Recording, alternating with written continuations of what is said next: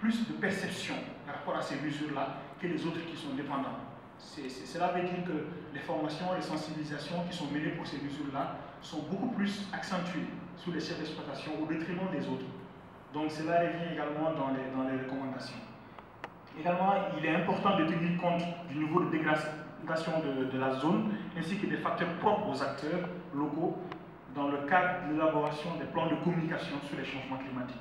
Donc tout ce qui est plan de communication, plan d'adaptation, d'atténuation, à notre avis, il est important de tenir compte de la zone, de la spécificité de la zone, mais également de tenir compte de l'acteur, qui est le producteur, avant de mettre en place ces politiques-là, pour les permettre également de mieux s'approprier de ça et de rendre ça plus effectif et efficace sur le terrain.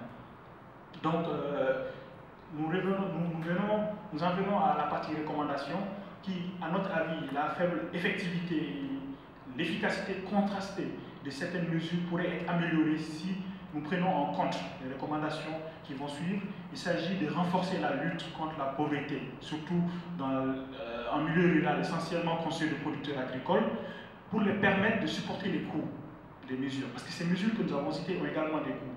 Pour avoir accès aux semences améliorées, il faut avoir quand même un peu de revenus. Pour gérer l'eau de manière convenable, il faut avoir quelque chose. Pour utiliser la fertilité des sols, il faut avoir quand même quelque chose. Donc il est important de lutter contre la pauvreté pour rendre accessibles ces mesures-là, pour permettre à ces producteurs-là de pouvoir les mettre en œuvre.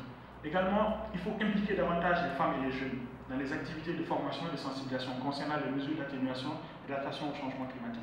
Nous avons vu que c'est surtout les chefs d'exploitation agricole qui ont plus de perception que les autres membres de l'exploitation. Et c'est important également que ces jeunes qui travaillent au niveau de l'exploitation puissent bénéficier des formations et des sensibilisations pour les permettre de mieux effectuer ces mesures-là et que ça ne soit pas simplement l'affaire du chef d'exploitation agricole, parce qu'il n'est pas le seul acteur de l'exploitation agricole. Mais également, nous pensons qu'il faudrait mettre à l'échelle les interventions. Il y a des zones qui sont beaucoup plus, qui ont beaucoup plus accès à l'information, qui ont beaucoup plus accès à l'assurance agricole ou aux autres packages de lutte contre les changements climatiques que d'autres zones. Donc il est important de décentraliser les interventions de lutte contre les changements climatiques et en les rendant beaucoup plus accessibles aux populations, également en utilisant les langues, en utilisant les radios communautaires pour diffuser l'information climatique, comme l'ANACIM est déjà en train de le faire sur le terrain, mais également en les mettant en réseau pour les permettre d'avoir accès à ces informations-là et à mettre tout le monde dans les formations, pas simplement les producteurs. Donc ce sont en quelque sorte les recommandations qui viennent des résultats de l'étude. Donc je vous remercie pour votre aimable attention.